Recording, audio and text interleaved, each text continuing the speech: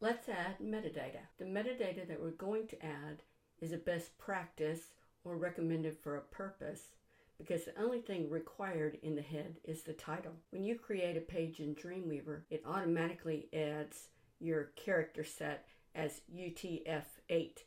And this is a really good idea because aside from establishing the character set so characters on your page aren't garbled, it also helps prevent cross-site scripting attacks.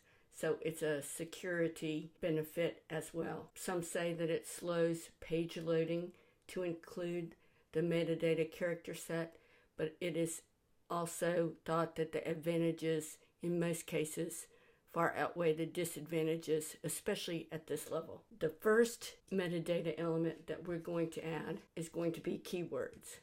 Now, as I tell you this, I'll also say that Google and Bing no longer consider keywords at all, so they're sort of going the way of becoming obsolete. It was too easy to take advantage and use them for what they call stuffing the head by just adding and repeating particular words solely for the purpose of bumping up the search engine rating, not to any other true value. So Bing, Google no longer consider keywords in search engine optimization. In this case, it's a good exercise because they need to be concise words. I suggest 5 to 7 single words, although phrases are acceptable, and they should concisely represent what your site is about. Let me show you how to add it. Easiest way is to click Insert and then come down to HTML, scroll down to the third section. Now you can click on Meta, but you'll have to do a lot more work there because there's so many different types of metadata that they don't have it set up for everything. Let's go right to the keyword option. So we'll have to do a bit less work here. When the window pops up, we'll just type appropriate keyword, comma, space, another appropriate keyword, comma, space, and I suggest between 5 and 7. On some sites, you might have different keywords on every page. That's not necessary on this site. You need to have your metadata on every page, but they can be the same.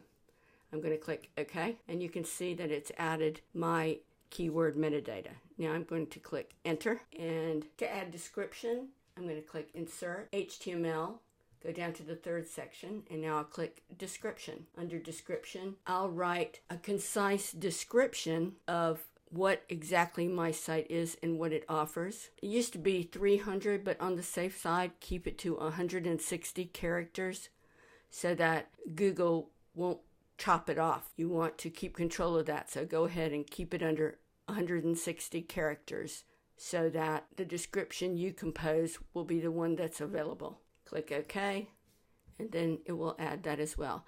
Now, last but not least, we're going to add what's called the responsive design metadata, and it's the Viewport Meta Tag. So I'm going to click Enter.